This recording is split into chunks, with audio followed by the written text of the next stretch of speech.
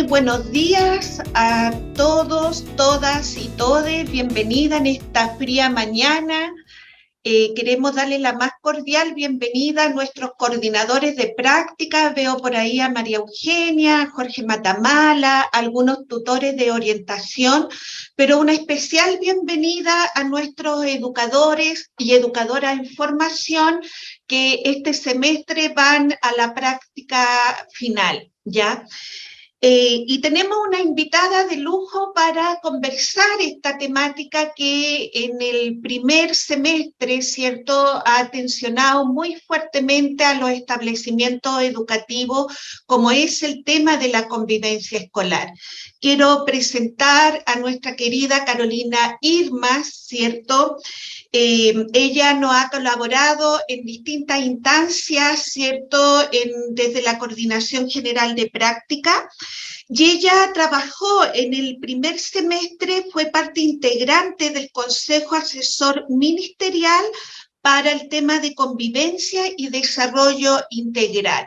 Entonces, nos interesa mucho su mirada, su reflexión, porque probablemente esta mirada de la convivencia escolar, ustedes la van a tener que tomar como parte, ¿cierto?, de las responsabilidades profesionales que implica, ¿cierto?, la labor docente. El marco de la buena enseñanza lo menciona, ¿cierto?, los estándares para la formación inicial. Así que le damos la más cordial bienvenida a Carolina Irma y atenta, ¿cierto?, a todo lo que necesite. Muy bienvenidos a todos, todas y todes. Muchas gracias, Graciela, muchas gracias, Alejandra y colegas, María Eugenia. Un gusto poder participar en este espacio, poder conversar con los estudiantes. Yo vengo con algunas palabras preparadas, pero ciertamente el momento más importante va a ser poder escuchar sus inquietudes. Así que, bueno, muy contenta de estar aquí.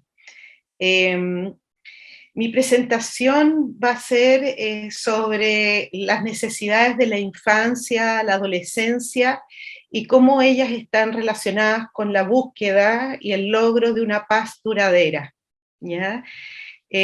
No voy a mostrar PowerPoint, voy a hablarles porque me resulta más fácil. Les escribí una carta, porque cuando escribo cartas como que me conecto más desde el corazón y me es más fácil hablar.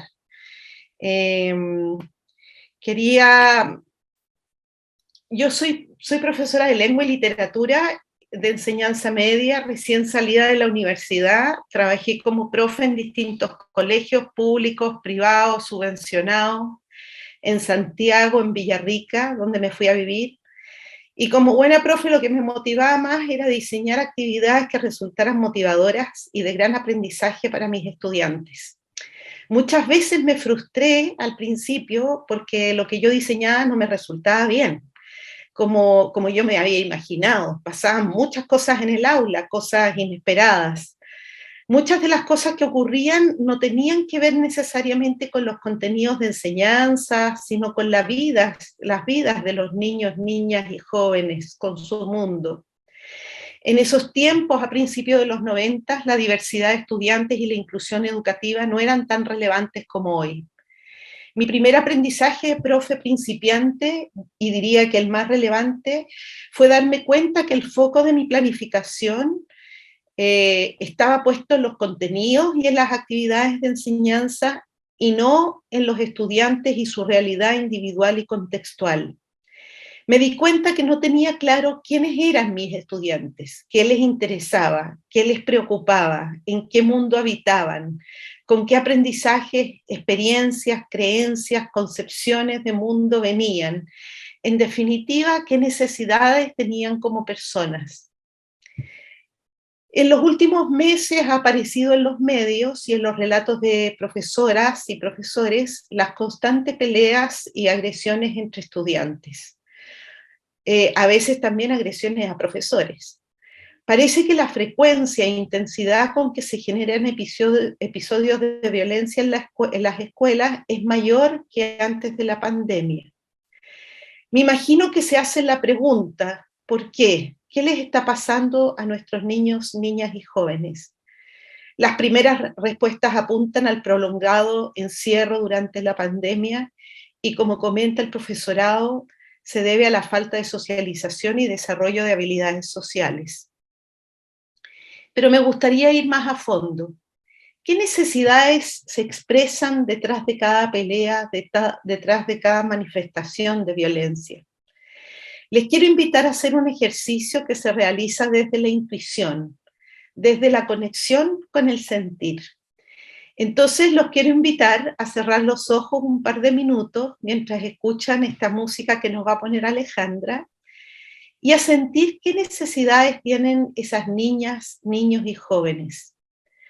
Entonces observen interiormente a los estudiantes con los que les ha tocado interactuar, a sus sobrinos, a sus sobrinas, a sus hijos o hijas. Imaginen qué pensamientos tienen, qué sentimientos tienen, qué ganas de hacer tienen en sus manos, qué ganas tienen de hacer en sus piernas, ¿no? Qué ganas sienten a nivel visceral. Anoten conceptos, ideas o piénsenlas y vamos pensando. Entonces, si María Eugenia, si Alejandra nos pone la música, podemos conectarnos con esta idea, sentir, cerrar un ratito los ojos, escuchar la música.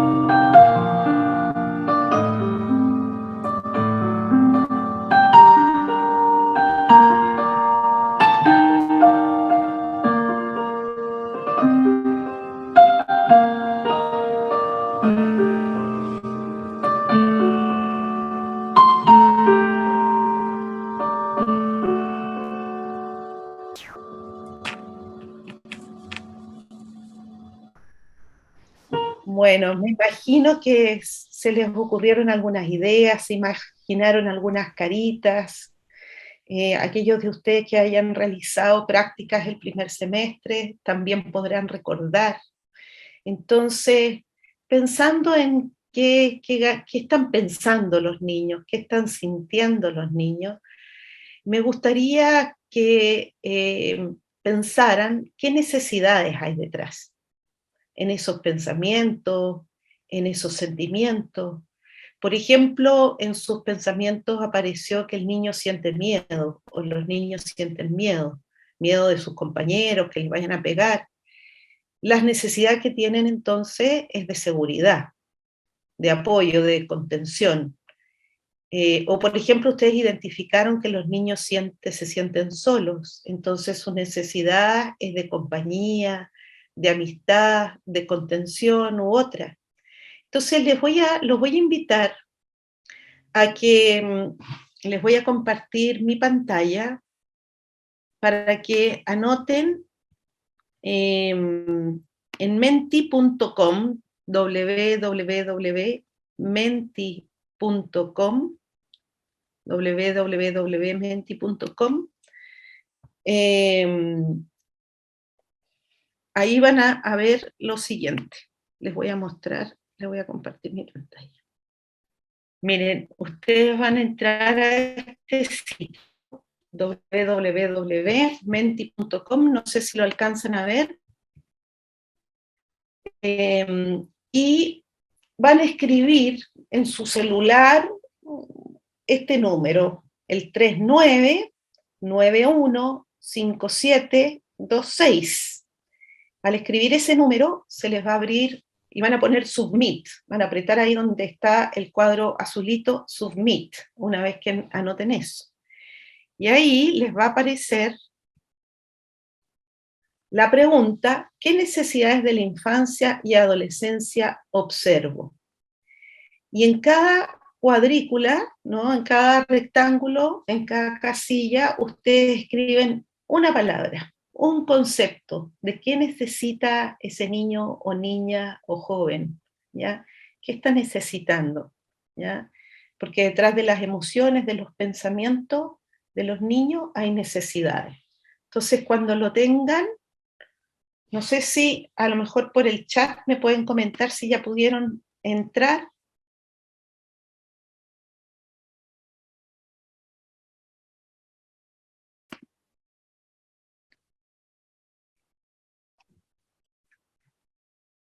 O no sé cómo se podrá compartir, que si me están escuchando, si están pudiendo entrar. Listo, profesora, dice María Eugenia. Pudieron entrar varios de ustedes. Ya. Entonces, pusieron la clave, los números 39915726, y ahora anoten dos conceptos, una palabra en cada uno, que ustedes identifican como necesidades de la infancia.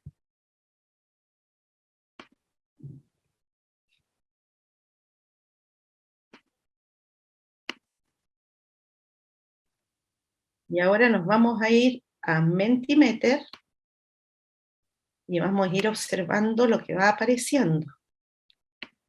Qué bueno que ya esto era algo que ya ustedes sabían. Usar el Mentimeter.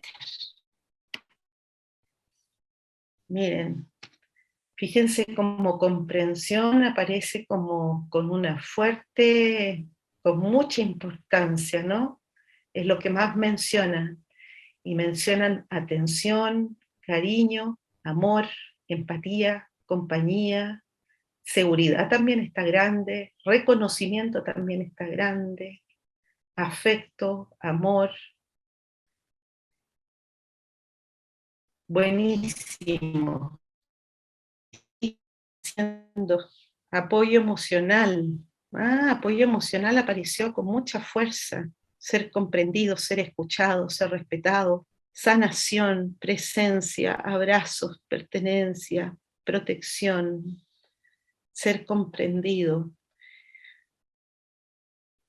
Qué importante lo que aparece, ¿no? Qué importante.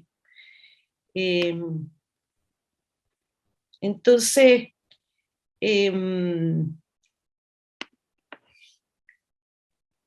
vemos en el fondo, a través de sus comentarios, ¿no?, que las necesidades más importantes tienen que ver con lo afectivo, ¿no?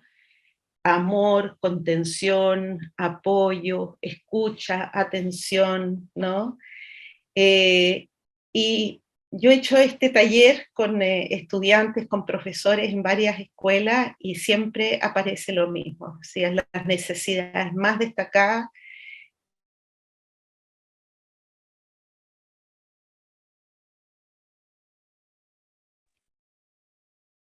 Escucha, compartir, ¿no? Y, y increíble porque las necesidades afectivas y las necesidades sociales, si bien son las más relevadas por el profesorado, son las que menos atención reciben en la escuela, ¿ya? Incluso el amor, como ustedes mencionan, es una necesidad ética, ¿ya? La felicidad es una necesidad ética. Entonces, también las necesidades éticas son relevantes y aparecen poco trabajadas, poco abordadas por las escuelas, ¿no? Seguridad, respeto, el respeto también es ético, es un valor. No es solamente una actitud afectiva y social, sino que además es un valor. Quizás son atendidas las necesidades éticas por algunos profesoras o profesores en particular, pero no obedecen a una política institucional, ni tampoco a un lineamiento de política educativa. ni están explícitamente incorporadas en el diseño de aprendizaje de las distintas asignaturas. Orientación es la única asignatura que aborda explícitamente las necesidades socioafectivas y apenas tiene 1 hora cada 2 semanas en el currículum. Y cada vez que hacemos esta pregunta a profesores en capacitaciones llegamos a la misma conclusión, aparecen estas mismas ideas. Según Baroudi y D'Artagnan, la necesidad afectiva básica es la de contar con lazos seguros y continuos. Es la necesidad de vínculos afectivos, de aceptación incondicional, de valoración, de sentirse importante para el otro. Las necesidades sociales más relevantes serían las de comunicación y las de consideración, es decir, sentirse escuchado, que ustedes escribieron, poder expresar lo que se siente y lo que se piensa, y lo que digo, y que lo que yo digo como estudiante sea tomado en cuenta, y poder escucharse entre sí y escuchar a los compañeros, así como la necesidad también a nivel social de tener estructura, es decir, un rayado de cancha, unas reglas del juego bien claras. Preguntémonos, ¿qué consecuencias tiene no atender estas necesidades? Fíjense que ustedes no pusieron las necesidades cognitivas, prácticamente ninguna. Ahora, vamos a ir a eso, porque las necesidades afectivas y las cognitivas están estrechamente entrelazadas, no están divididas, ¿no? Los afectos son una manera de conocer.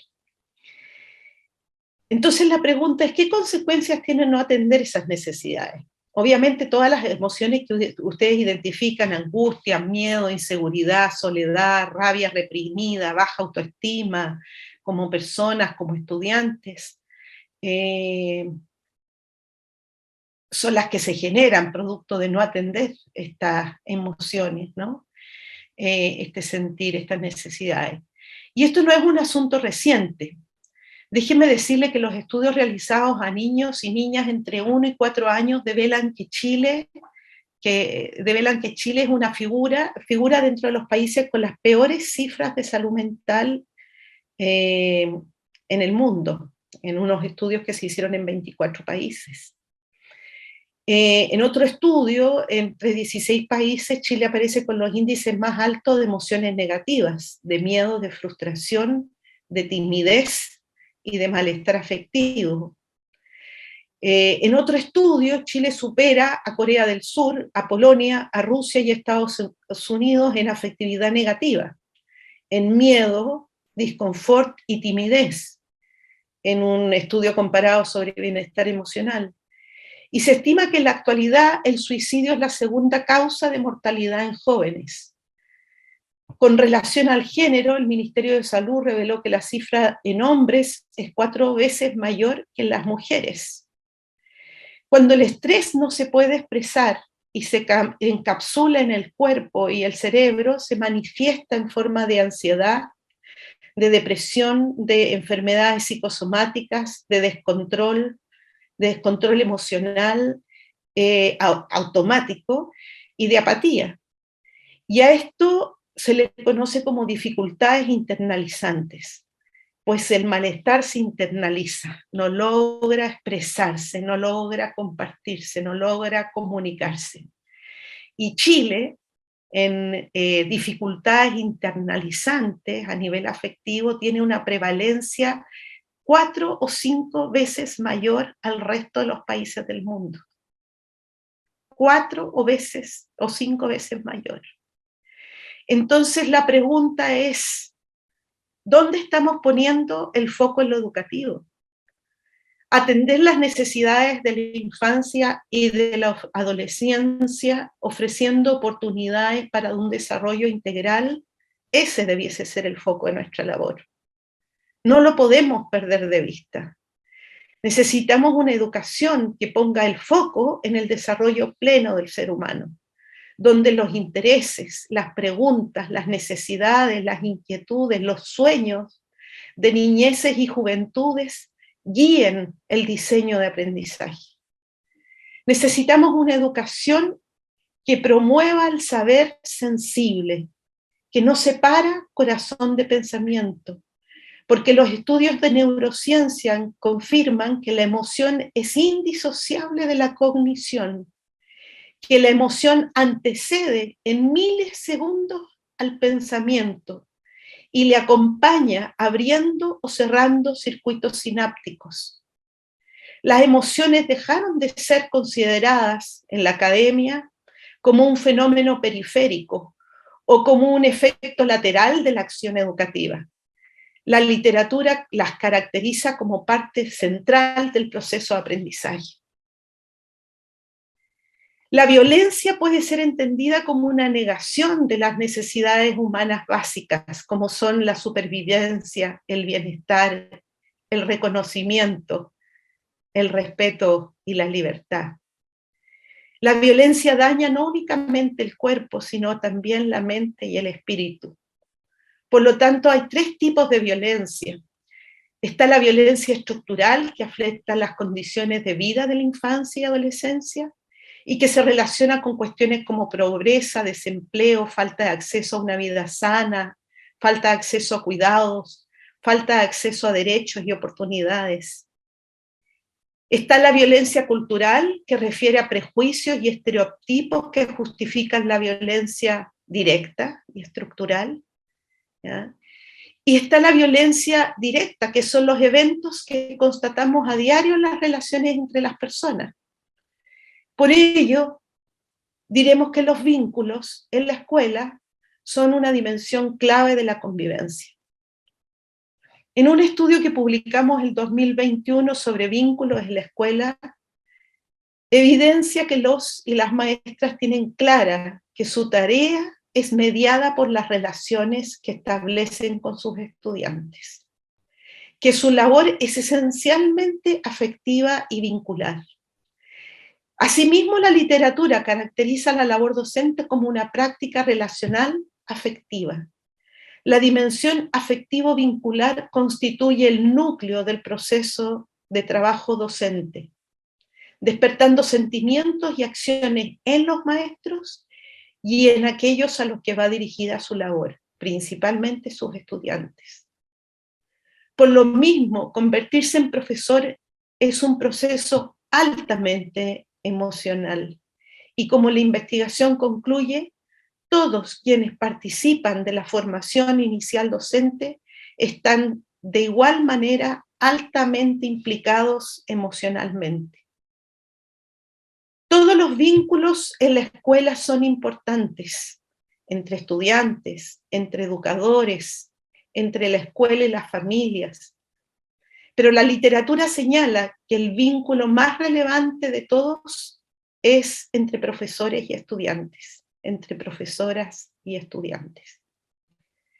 Eso demanda de ambos actores un entendimiento emocional que se construye a través de un vínculo afectivo cercano y empático, un interés genuino por parte del docente en el aprendizaje y desarrollo de cada niño, niña o joven, y se construye a través de un trato justo, sin abuso de poder.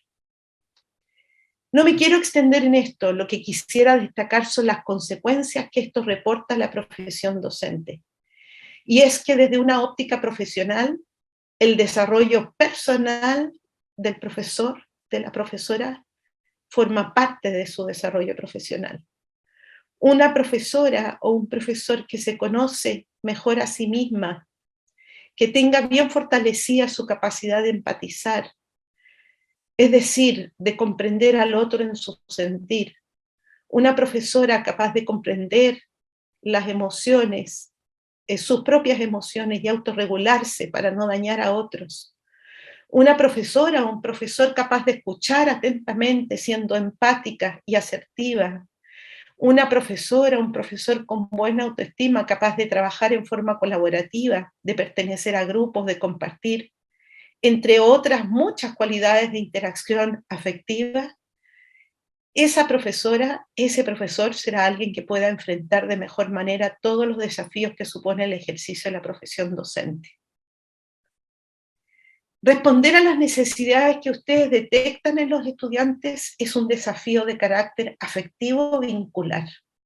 entendiendo, por ejemplo, que las emociones positivas que expresan los docentes en clase afectan a los estudiantes, especialmente las demostraciones de cuidado, de preocupación, provocan motivación, provocan cooperación, provocan seguimiento de normas en clase.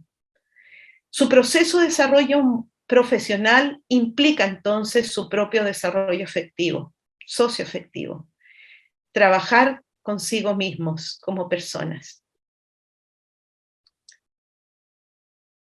En un vínculo afectivo, ambas partes se influencian, profesor y estudiante, pero este vínculo se inserta dentro de una red de mutua afectación, donde todos quienes educan son corresponsables de una cultura sensible de buen trato. Por ello, la tarea de educar implica a todos y a todas. Es una tarea que se juega en el trabajo colectivo en la comunidad de educadores. Por ejemplo, un profesor de historia podría ir a capacitarse en historia y volver a hacer clases de historia y hacerlo súper bien. Pero cuando uno se capacita en convivencia escolar, no basta con que sea un docente. Tiene que ser una acción concertada de la escuela. Y evidentemente los directivos tienen que formar parte, los equipos directivos, de esos procesos. Siendo así, los vínculos enriquecidos entre educadores es una condición fundamental para formar en torno a fines comunes, para desarrollar un proyecto educativo compartido. Por ello, el colectivo docente es un actor decisivo. No basta con las acciones individuales, con las interacciones particulares entre profesor y estudiante. Obviamente que estas son fundamentales, pero no basta. La cultura y la política institucional para abordar la violencia es clave. En aquellas instituciones donde priman creencias asociadas a bajas expectativas de los estudiantes, donde se subestima su capacidad de dialogar, donde se subestima su capacidad de apoyar, de contribuir, de solidarizar, de llegar a acuerdos, y se cree que la única solución efectiva o más rápida para no ser abusado es ser más agresivo y demostrar fuerza, donde existen este tipo de creencias, esa es la cultura que termina primando.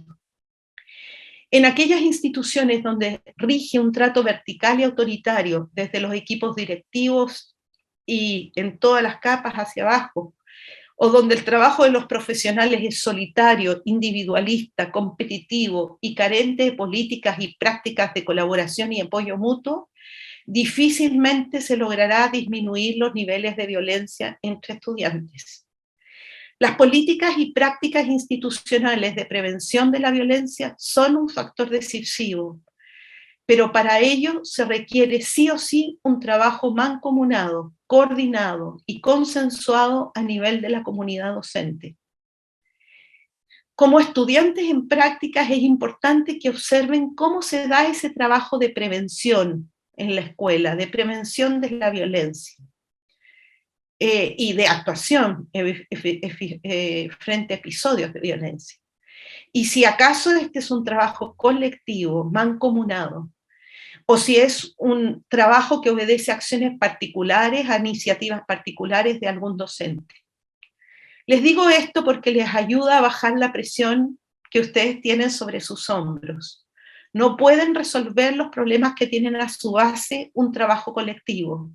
Pueden colaborar en las relaciones que ustedes establezcan con sus estudiantes, pueden colaborar en la relación que ustedes establezcan con su profesor guía en la escuela, ¿ya? Ustedes pueden colaborar en el círculo de influencia que ustedes tienen, pero es importante entender que la acción de mejoramiento de la convivencia y de los buenos tratos al interior de la escuela es una acción institucional, obedece a una acción institucional mancomunada del cuerpo docente. Por último, para terminar, quiero decirles que los conflictos siempre existirán. Lo importante es cómo la escuela los aborda para que estos no deriven en violencia, no escalen a la violencia. Detrás de todo episodio de violencia directa hay un conflicto no resuelto o un conflicto mal manejado, Los conflictos surgen de distintas visiones de mundo, distintos intereses, necesidades y expectativas, porque somos todos distintos. Para construir la paz verdadera, la paz duradera, ¿ya? Los conflictos ofrecen una preciosa oportunidad para desarrollar habilidades. La habilidad de escuchar lo que estamos sintiendo, la habilidad de regular nuestros impulsos agresivos, la habilidad de escuchar al otro, lo que sintió, la capacidad de tomar perspectiva de las causas del conflicto, la capacidad de ser empático, la capacidad de aprender a dialogar, a reconocer que me equivoqué, a reconocer mis faltas y a restaurar también el daño causado. Necesitamos impulsar este trabajo en nuestras escuelas y liceos, y el desafío reside en el colectivo docente. Muchas gracias. Gracias, Carolina.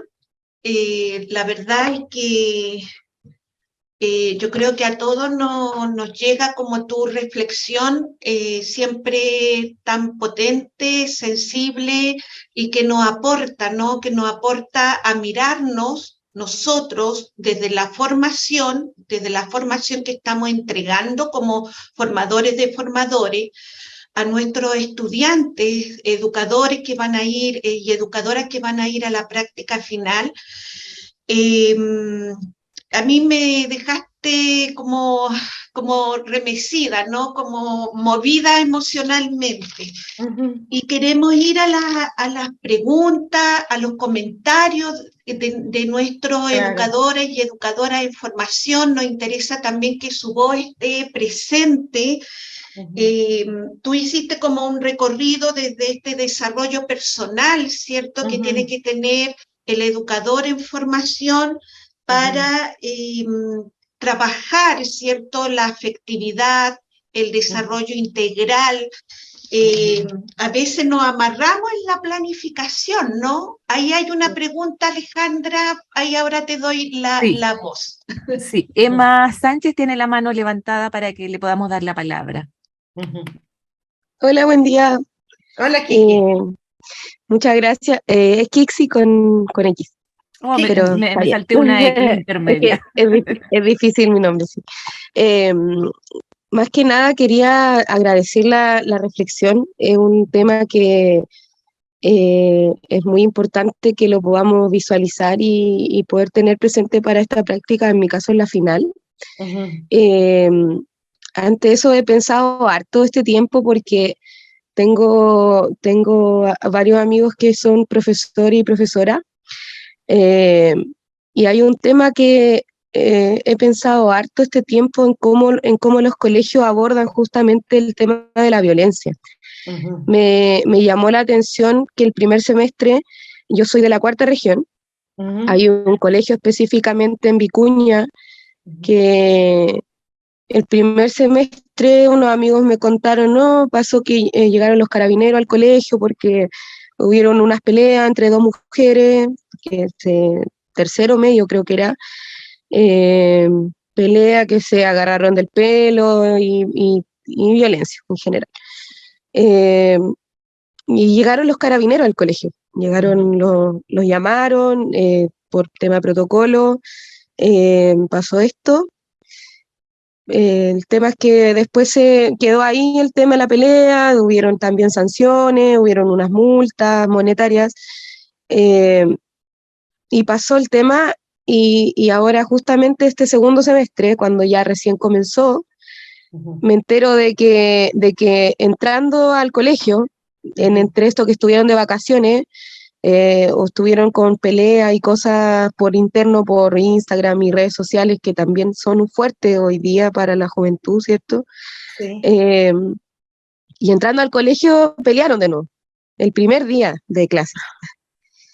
Y pasó lo mismo, volvieron a llamar a los carabineros, la llevaron al hospital a contratar lesiones, qué sé yo, y la decisión del colegio finalmente fue echarlas, a ambas, porque pusieron orden de alejamiento, un montón de cosas. Entonces yo me pregunto, ¿en qué momento llegamos a Carabineros? O sea, es una institución que para nosotros, los jóvenes, los estudiantes, los profesores, eh, eh, finalmente no confiamos en que ellos tengan las herramientas como para poder mediar estas situaciones. Entonces, ¿en qué momento el colegio decide llegar a la instancia de Carabineros, siendo que dentro de todo el establecimiento educacional, ¿cierto?, debiesen existir personas que tienen las herramientas para poder solucionar estas problemáticas o abordarlas, como dices tú, en un trabajo mancomunado, en un trabajo colectivo?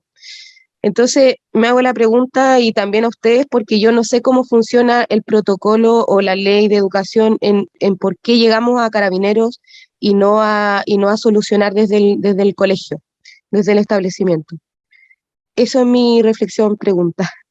Muchas gracias. Súper buena, Kixi. Mira, yo lo enuncié, pero no lo desarrollé. No lo desarrollé porque no me alcanzaba el espacio para hacerlo, ¿no? Pero efectivamente las maneras como resuelven la violencia en las escuelas es apagando incendios, es reactivamente. Entonces, si voy a compartirles pantalla, ¿ven este gráfico que les muestro acá?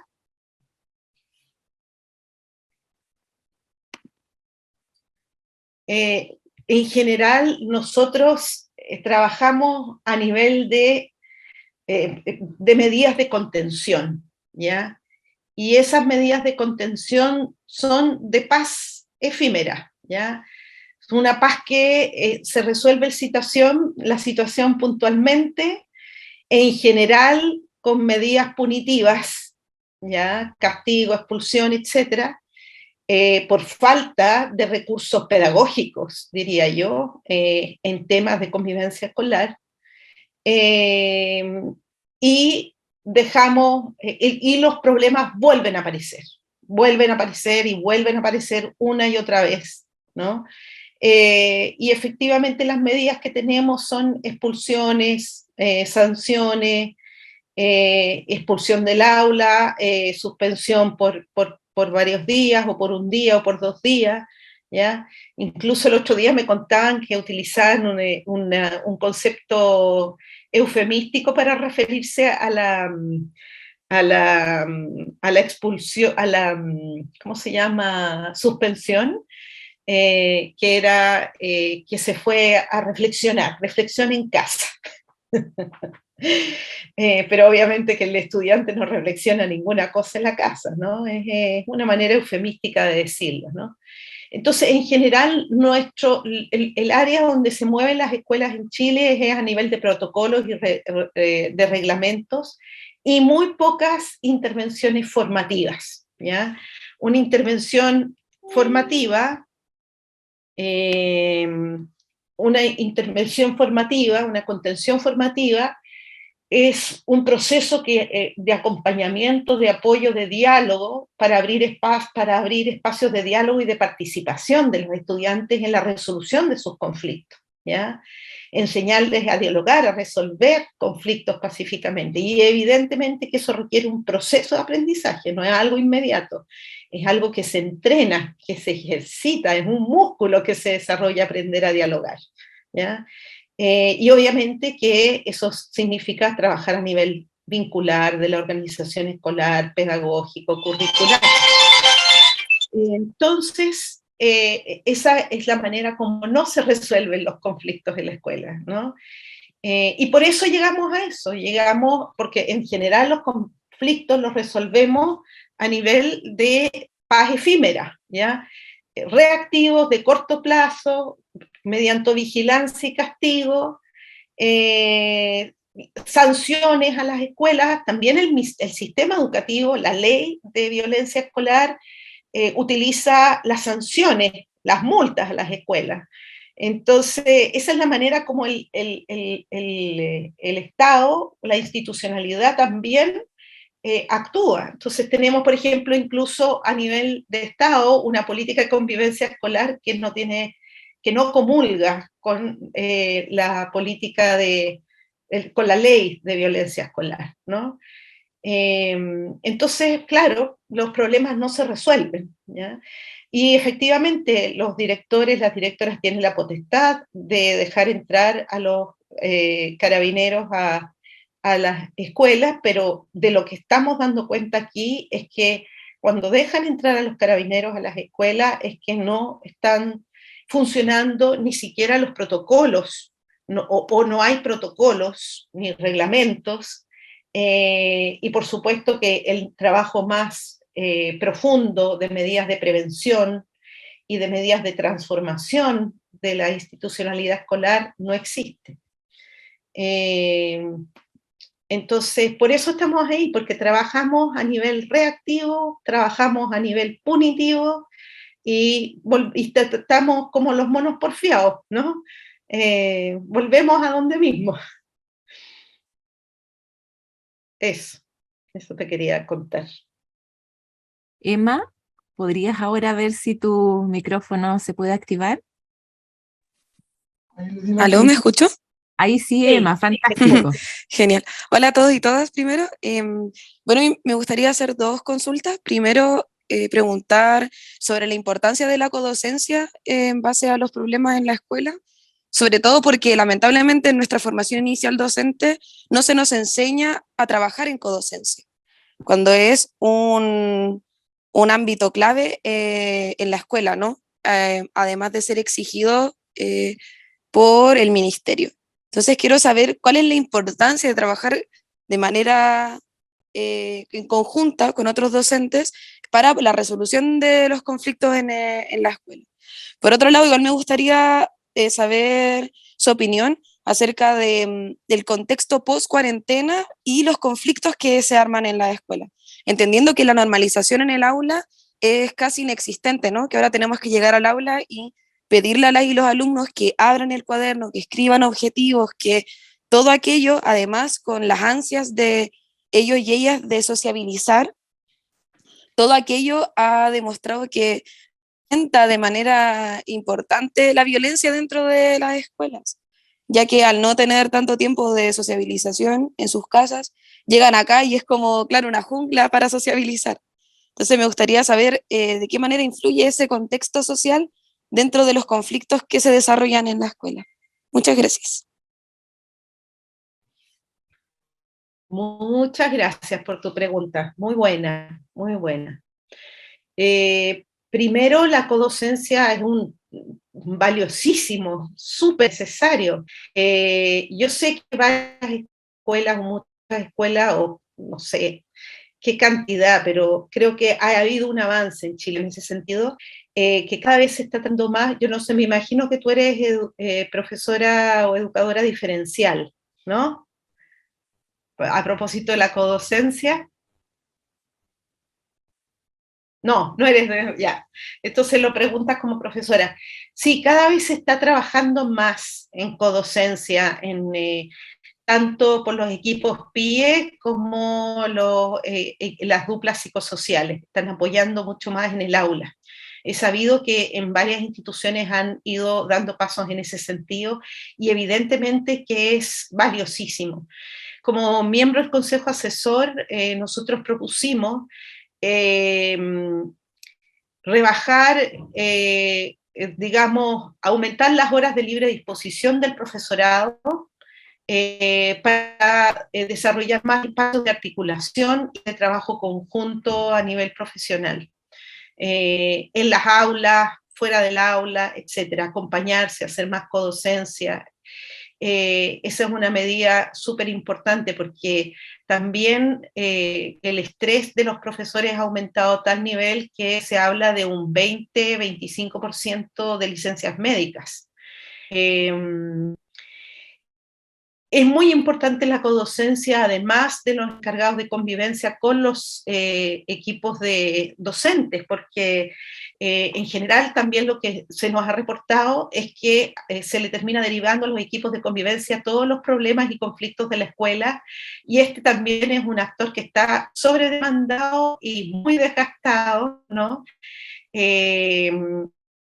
además, no hay una correlación entre los encargados de convivencia y el número de estudiantes. Y en muchos lugares es un encargado de convivencia para una población estudiantil enorme.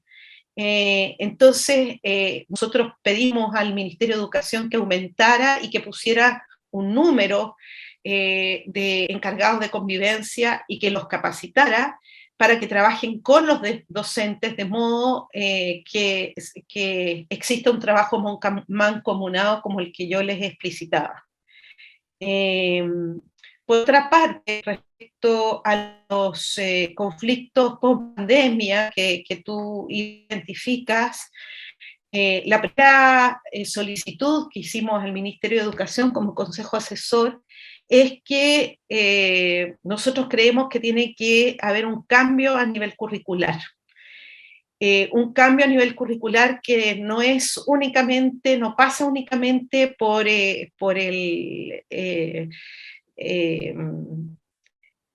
no es un tema de contenidos de enseñanza, porque el currículum chileno es un currículum sobrecargado de contenidos, sobrecargado de objetos de aprendizaje. Es uno de los más sobrecargados del mundo.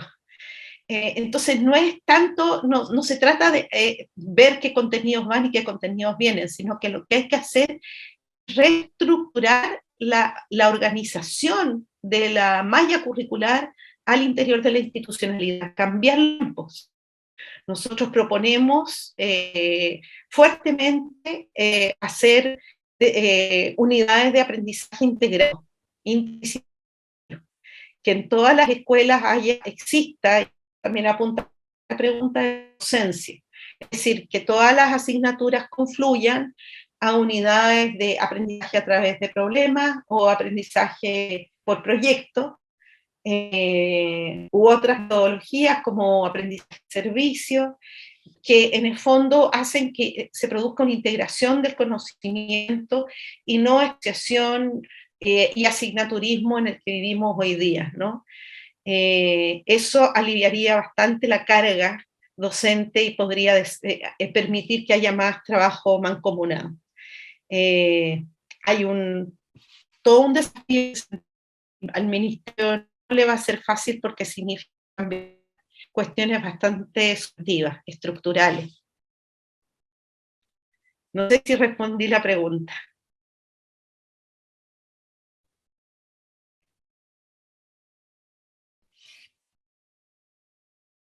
Dice que sí. Ya. Gracias, Carolina. Tenemos a Ana también, pero cede el turno a Marco, Ana. Marco. ¿Puede Marco levantar Toledo. la mano, Marco? Por favor, ¿puede levantar la mano? Marco Toledo.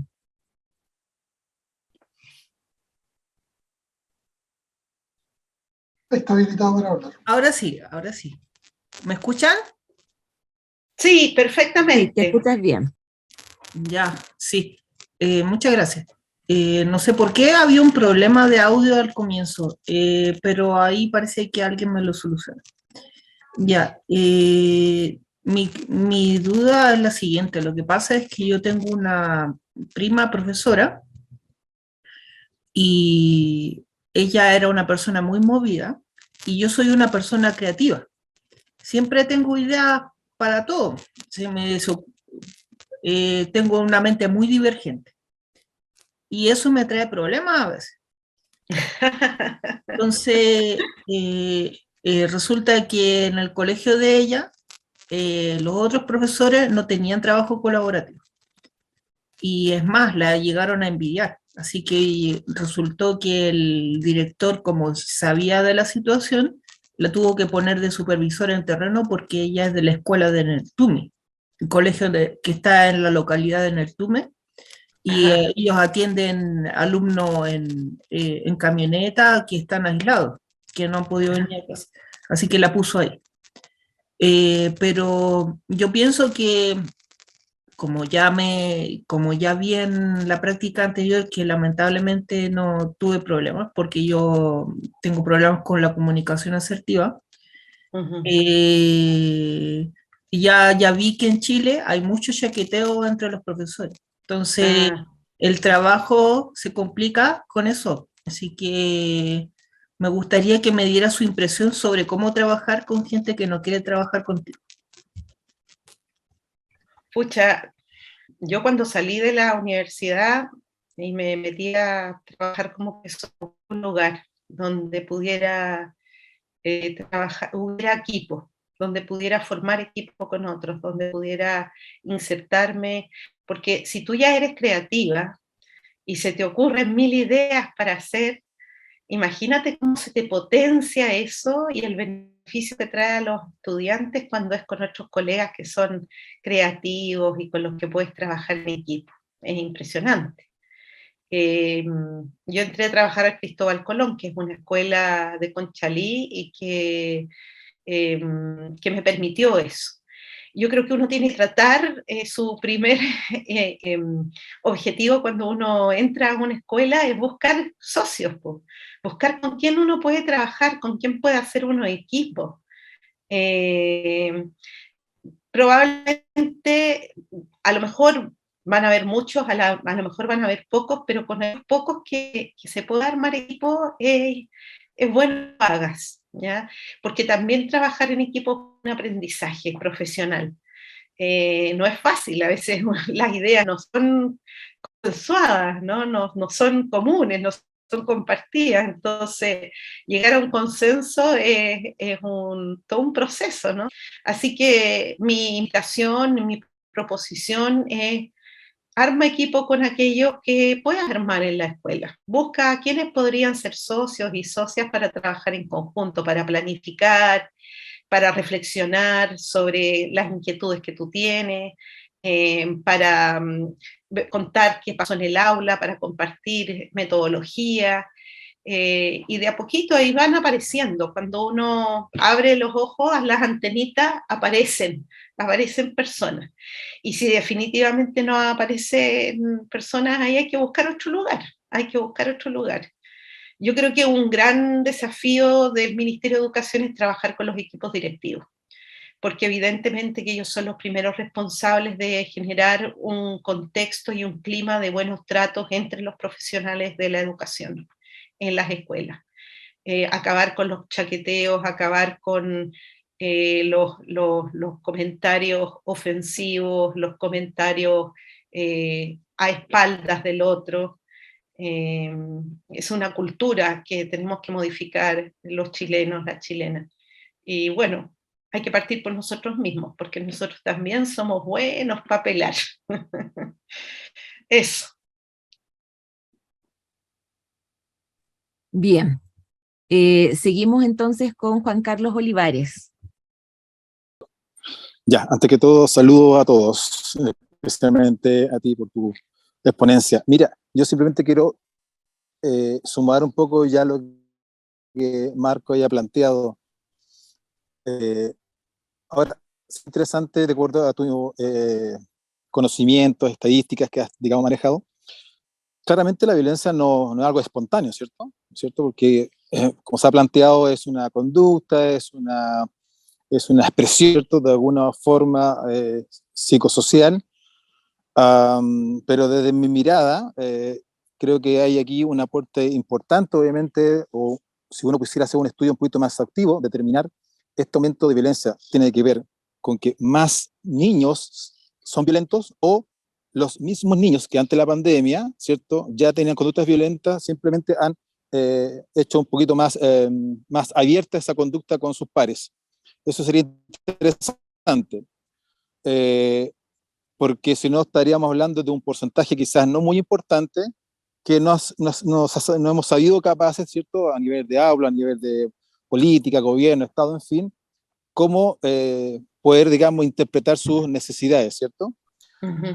Por otro lado, pienso que seguramente puede haber un denominador común, que hay un abandono importante de su núcleo principal, que sería el hogar, en este caso serían los padres, que quizás no sería muy extraño que niños, ¿cierto?, con estas conductas violentas lo expresaran obviamente en el colegio. Todo eso también se va sumando a un contexto social, político, donde si no hay una suerte de, entre comillas, una situación, digamos, de punitiva, castigo, que ya, como tú mencionaste en el aula, hay sanciones, hay multas, en fin, quizás al colegio, pero yo creo que también es clave ahí también que los docentes, también me sumo obviamente, debemos ser unas personas no solamente hábiles y capaces en la parte de los contenidos formales, sino que en aspectos transversales, habilidades blandas que son tremendamente significativas, porque tú, como mencionaste recién, entre los profesores también existe estas actitudes que son también violentas con sus propios pares. Entonces, ¿cómo queremos nosotros, cierto? Querer entregar una propuesta donde, por decirlo así, en la interna también tenemos esas malas prácticas. Eso es lo primero. Y segundo, creo que un poquito en situaciones de violencia donde ya hay una agresión física, obviamente las medidas que, no sé si a nivel de cuestión existen protocolos como contener, por ejemplo, cuando un niño están peleando, ¿te das cuenta? Y por eso yo entiendo que de repente se hace necesaria la presencia de carabineros, porque también es un tema ahí de, obviamente, de ley, que tienen que resguardar, ¿cierto? Porque, por ejemplo, se han visto muchos niños apuñalados o fuera del colegio, entonces obviamente es lógico la presencia de carabineros. Y yo en ese sentido, obviamente, escuchaba a una colega que ella un poco, como también se tomó, digamos, la atribución de decir que los profesores no validan a carabineros o otras cosas, yo estoy todo lo contrario. Yo pienso que parte de convivir ante la violencia es mantener ciertos respetos, ¿cierto? Y valorar, digamos, algunos protocolos, algunas situaciones que son clave, porque si no al final es como que uno siempre puede correr el seco, siempre se puede correr la línea. Y eso está mal. Yo creo que eso, de otra forma, nuestra sociedad ha validado, ¿cierto? Eso, que uno puede pasar un poquito más allá y no pasa nada. Y obviamente un adolescente que está en una etapa de su vida donde todas estas estructuras rígidas no se identifica para nada, obviamente va a buscar, ¿cierto?, validarse en otra forma. En este caso sería la violencia, ¿cierto? Entonces yo creo que sería interesante ahí como profesores realicemos una autocrítica y en lo personal creo que ser profesor es algo maravilloso, pero sí algo tremendamente importante porque tiene un impacto real, directo, ¿cierto?, sobre los niños. Entonces yo creo que ser profesor requiere una calidad humana, calidad profesional superior. Entonces en ese sentido yo creo que los profesores tenemos que ser súper cuidadosos cuando planteamos ideas, ¿cierto?, porque las palabras construyen realidad.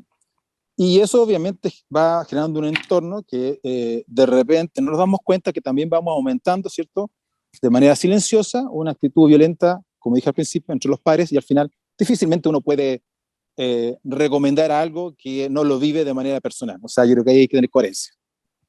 Eso. Claro, buenísimo. Mira,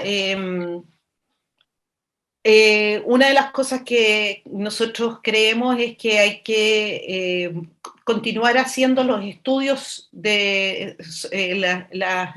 estudios sobre violencia, las encuestas. La última que tenemos es del 2017.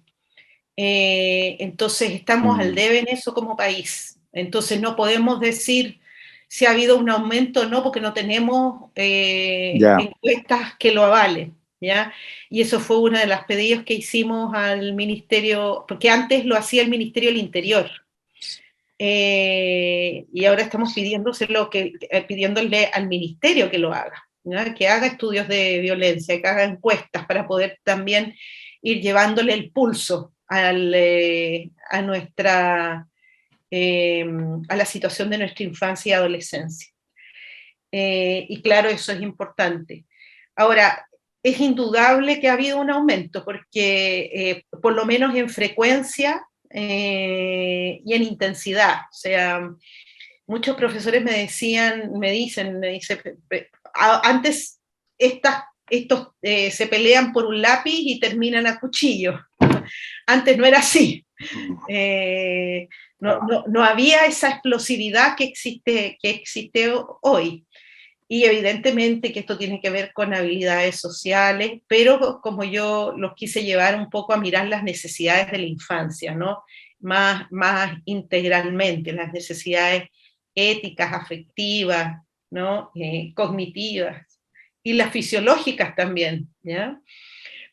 la necesidad de sueño, de alimentación, de abrigo, de cobijo, ¿ya? De descanso, de esparcimiento, son necesidades que durante el periodo de encierro también estuvieron fracturadas, ¿no? Entonces, como hizo la pregunta la profesora anterior, dijo, claro, se volvió a las escuelas como si aquí no pasara nada, se retomó las clases, empezaron las clases como que no hubiesen habido 2 años de pandemia y los estudiantes hubiesen seguido asistiendo regularmente a clases, ¿no? Sin considerar la brecha que quedó en términos de aprendizaje para poder desarrollarse, ¿no? Niños que, por ejemplo, estaban en pre-kinder, de repente estaban en primero básico, o sea, saltaron todo. Claro, sí. Eso. Respecto a la familia, por supuesto que la familia cumple un rol súper importante. Y evidentemente que ahí las escuelas tenemos un desafío de trabajar más en colaboración con las familias. Durante el periodo de pandemia, los vínculos con las familias se estrecharon, porque era el espacio de aprendizaje de los estudiantes era en sus hogares. Entonces, eso le permitió a muchas escuelas de Chile avanzar en establecer vínculos de mayor cercanía y conocimiento de sus familias. Y yo creo que eso es algo que hay que potenciar, no hay que dejar que se pierda ese aprendizaje institucional. Claro. Hay que entender que el actuar de las familias chilenas se insertan dentro de condiciones estructurales de país, condiciones de marginación, de pobreza, de precariedad, problemas de locomoción, de falta de áreas verdes, de que todo se paga en Chile, la salud, la educación. Entonces el nivel de estrés de las familias con que viven las familias, los horarios de trabajo, los desplazamientos 2 horas para llegar a la escuela, horarios extensos de trabajo, todas esas condiciones afectan a la familia y eso repercute evidentemente sobre los niños. Así que es importante tener en cuenta las condiciones de las familias, ¿no? Por eso los problemas, la violencia, digo yo, tiene causas estructurales, y no lo digo yo, lo dicen grandes estudiosos. Galtung es una de las fuentes en las que me baso, y hay muchos estudiosos estudios que demuestran que la violencia tiene causas estructurales, ¿no? La presencia de carabineros en las escuelas creo yo que debiese ser la última medida. Cuando claro, ya has probado todas las otras cosas exacto, y no te funcionó, recurres a carabineros, pero evidentemente que hay situaciones que se escapan de tu mano, como que sacaron pistola, sacaron cuchillo, en fin, o tráfico de drogas dentro de la escuela, evidentemente claro, que hay que recurrir. Ahora, si hubiese un trabajo más profundo en las escuelas de prevención, donde realmente la convivencia fuera un eje importante, donde todas las asignaturas trabajaran con la dimensión socioafectiva, donde efectivamente orientación no tuviera 1 hora cada 2 semanas, ¿ya? Es una barbaridad, o sea, te quieren hacer 1000 cosas en 1 hora cada 2 semanas. Entonces, evidentemente que no es posible. Entonces, claro, yo creo que es necesario tener protocolos. Muchas escuelas, a mí me tocó trabajar aquí en Ñuñoa, estuvieron actualizando sus protocolos. Muchas escuelas ni siquiera tenían sus protocolos actualizados. Entonces, evidentemente que este retorno nos brilló en muy mal pie en muchos sentidos, ¿no? Ser profesor requiere una calidad humana superior, ciertamente. Los profesores somos personas esencialmente altruistas, somos soñadores, creemos en una sociedad distinta, por eso creemos en la educación y por eso nos gusta estar ahí. Es una profesión de las más complejas, yo diría, incluso tan o más compleja que la medicina. Por eso en países más desarrollados la profesión docente es la mejor pagada. pero este es un trabajo mancomunado, eso no lo podemos perder de vista. Y lamentablemente el sistema educativo chileno nos ha desprofesionalizado, porque nos ha puesto a trabajar para el CINCE, nos ha puesto muchos sistemas de rendición de cuentas, entonces nosotros te perdemos de vista al estudiante y nos focalizamos en pasar la materia. Exacto, exacto. Y eso nos juega en Exacto. contra, eso nos juega en contra. Entonces hay que tener conciencia siempre de los problemas estructurales que nos mueven, ¿no? Porque sí, tenemos una gran responsabilidad y tenemos mucho poder de acción dentro de nuestras propias instituciones educativas. Tenemos mucho poder, podemos modificar la manera como se gestiona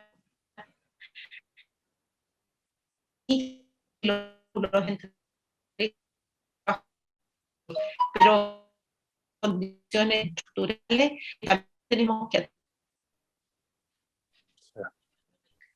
Eso. Gracias. Gracias, Carolina. Y tenemos a... Muchas gracias, Marco, porque tus preguntas son muy buenas. Nos vamos a la última pregunta, Carolina, que la tiene Álvaro. Ya. Álvaro. Hola, buenos días. ¿Se escucha Hola, bien? Álvaro. Sí, muy bien. Ya, acá.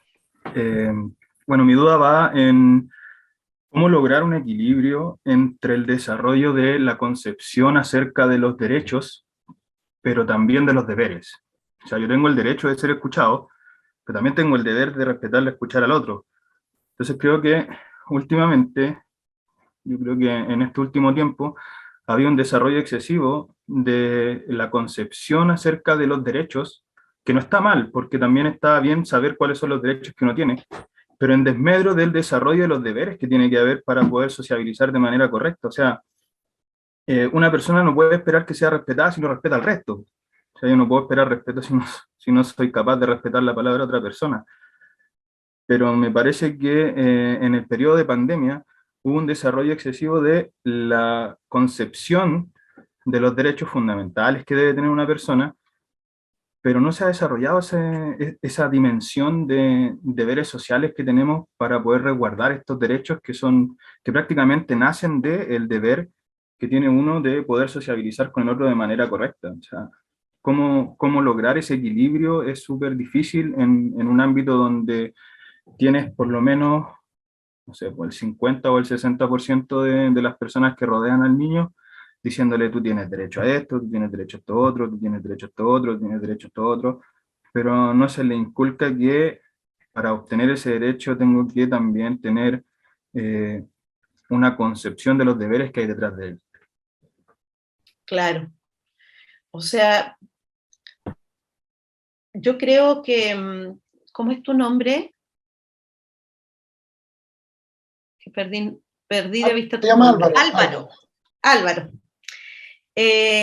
Sí, yo creo que el derecho es una moneda de dos caras, ¿no? Por un lado está el derecho, pero por otro lado está el deber, ¿no? Porque yo sé que tú eres una persona digna y tú te mereces un trato digno, y tú tienes ese derecho a ser reconocido como una persona en tu dignidad, ¿no? Precisamente por eso, de ahí nace el deber, de ese derecho nace el deber, es decir, es una moneda de dos caras, ¿no? Y yo creo que, como dices tú, no sé si es un equilibrio o si es más bien, cuando uno habla de convivencia en general y cuando uno habla de un trato que no sea basado en el castigo, sino que sea formativo, uno tiende a creer que eso es blando, que eso es como pura conversación y listo. Y realmente no.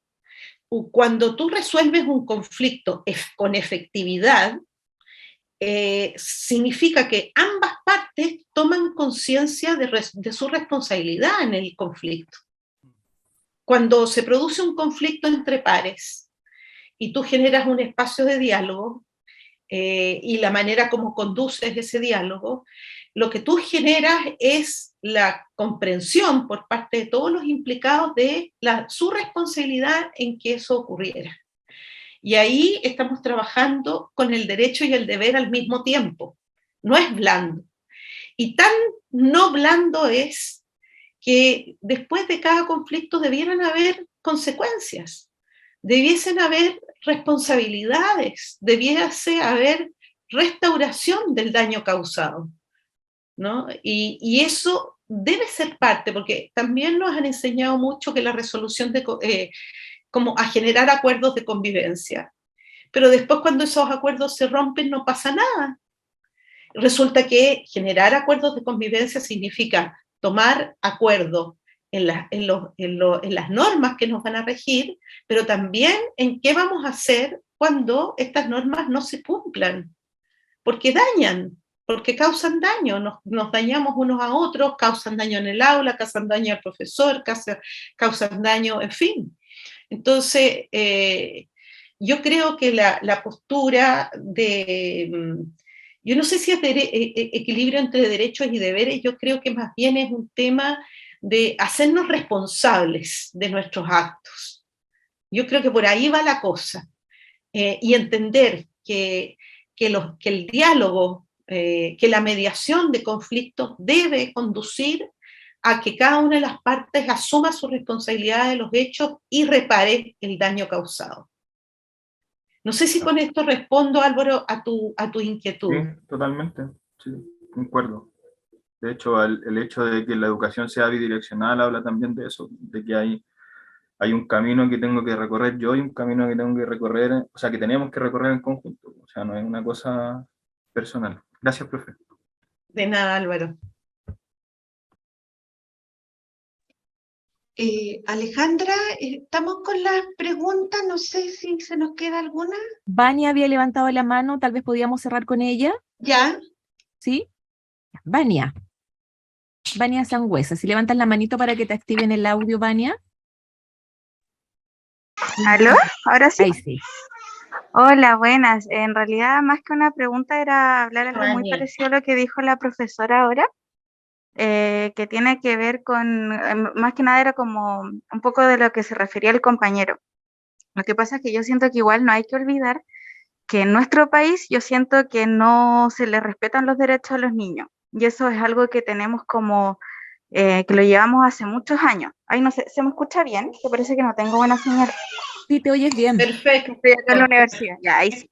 Entonces yo creo que también, claro, esta sensación de que se habla mucho de los derechos y no de los deberes, yo creo que tiene que ver un poco con eso y que también si uno aprende de desarrollo infantil, uno sabe que el niño primero para aprender algo lo experimenta, como lo necesita aprender en él mismo.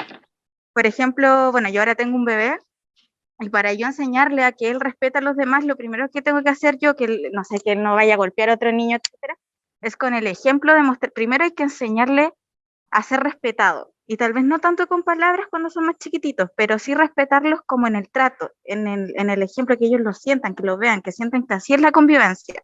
Entonces yo siento que por eso había un auge en ese aspecto, pero también hay que olvidar lo que hablaba la profesora, que más que trabajar con cómo enseñar las responsabilidades, yo creo que, o sea, los deberes, yo creo que está muy bien eso de las responsabilidades y de las consecuencias, porque cuando uno no pone consecuencias, no le enseña a los niños las consecuencias de sus actos, también podría ser una forma de faltar, no sé si a su educación, incluso de como a su formación como persona. Entonces, que en el fondo, ay, me estoy enredando un poco. Pero No, lo que está quería decir súper claro. ¿Sí? Ah, ya.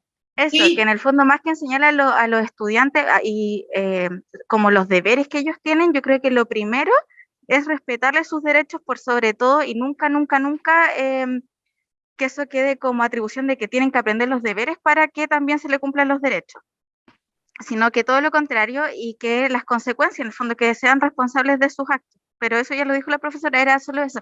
Porque igual a veces siento que en Chile se le exige mucho al estudiante, adolescente o a los niños y en realidad nosotros no los respetamos desde el momento uno, o sea, desde que eran bebés, desde que estuvieron en su primera infancia y luego en el sistema escolar. Entonces después se les dice, no, es que tú tienes que respetar a tu compañero. Bueno, pero nosotros mismos no le estamos mostrando el ejemplo de cómo él debe ser tratado. Entonces eso.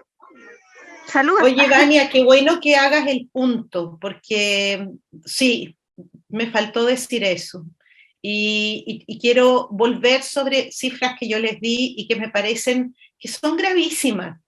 O sea, que Chile, comparado con 24 países, tenga los peores indicadores de salud mental de niños entre 1 y 4 años, yo no sé si ustedes no sé, es horroroso. Es un estudio súper serio. Y que Chile entre 16 países tenga los más altos índices de emociones negativas, miedo, frustración, timidez y malestar afectivo. Que Chile tenga que la segunda causa de muerte de nuestros jóvenes sea por suicidio. ¿No les alarma eso?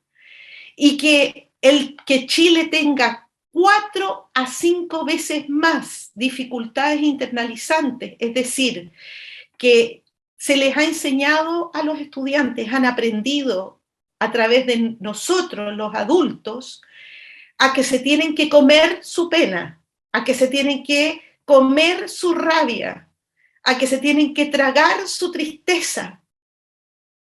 Y eso se encapsula en el cuerpo y el cerebro. Y eso conduce a la ansiedad, a la depresión, a las enfermedades psicosomáticas, al descontrol emocional automático.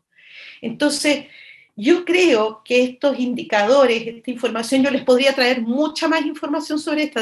Créanme que tenía mucho más, pero tuve que seleccionar la que me parecía más importante.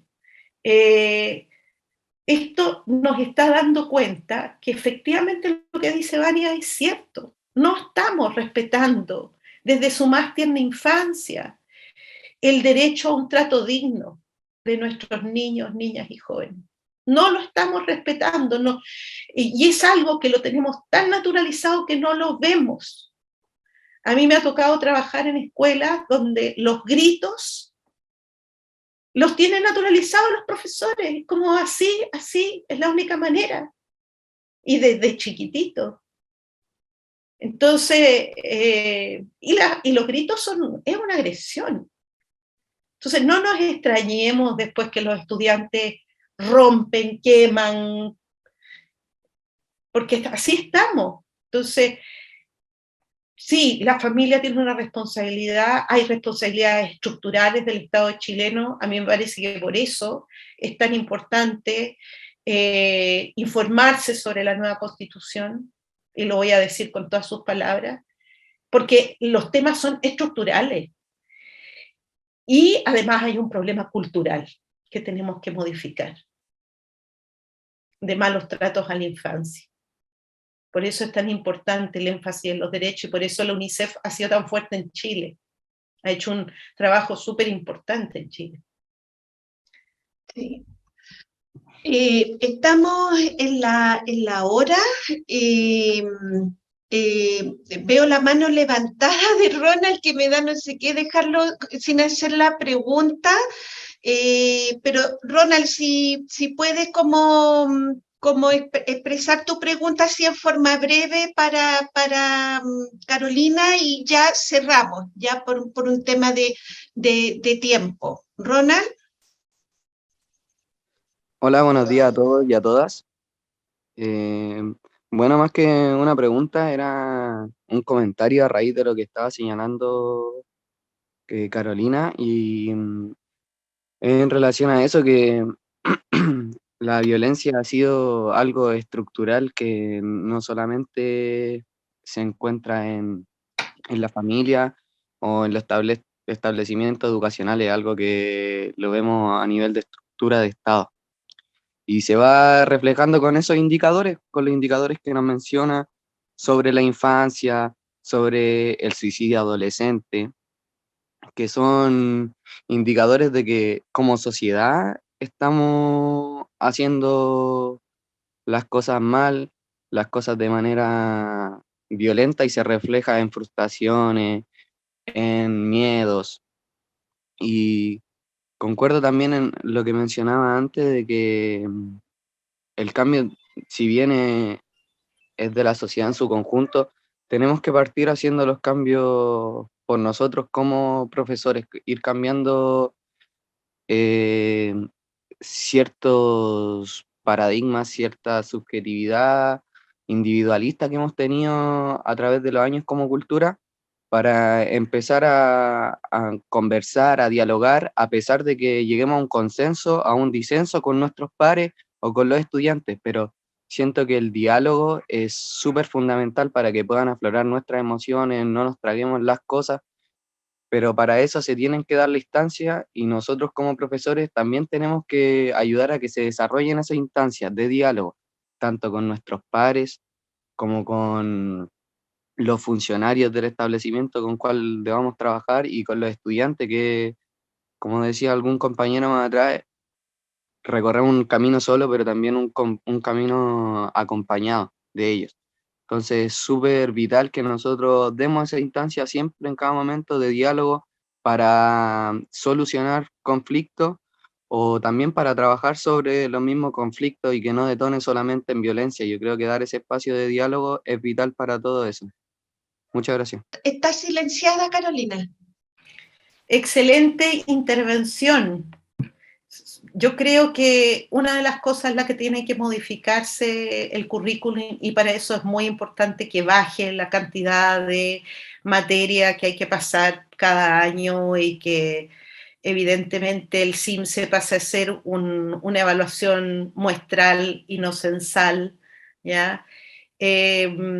Yo creo que la participación estudiantil en los procesos de aprendizaje es fundamental y como actores protagónicos. Yo siempre cuento, yo estudié en México, me formé en México en un sistema de educación bien avanzado, que era educación personalizada. Yo escogía qué materia quería aprender, qué cosas quería hacer, qué cosas quería aprender, y me fue increíble. Desarrollé una capacidad de autonomía, de saber qué era lo que me gustaba, de saber buscar lo que quería desarrollar, lo que quería conocer, lo que quería aprender, porque el sistema educativo le daba alta relevancia a, digamos, el sistema educativo de esa institución le daba alta relevancia a los intereses e inquietudes de los estudiantes, y eso guiaba el proceso de aprendizaje mío, de todos. Era el sistema de enseñanza personalizada. Entonces, cuando yo digo que los estudiantes debieran participar en el currículum, suena subversivo, pero yo lo viví como estudiante y es maravilloso. Necesitamos más espacios de diálogo de nuestros estudiantes, de más participación protagónica en el currículum. Muy bien. Ya.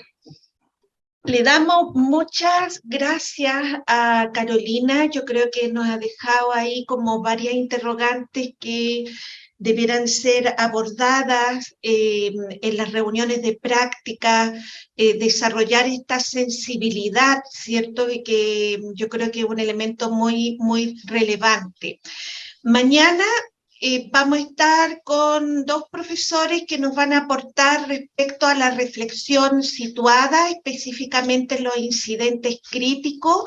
Y bueno, queremos darles las gracias por su atención y principalmente a Carolina Irma que nos acompañó esta mañana, así que ahí un corazoncito, muchas gracias Carolina por motivarnos a comprender, ¿cierto?, este tema de la convivencia. Muchas gracias, así que te damos ahí un abrazo enorme.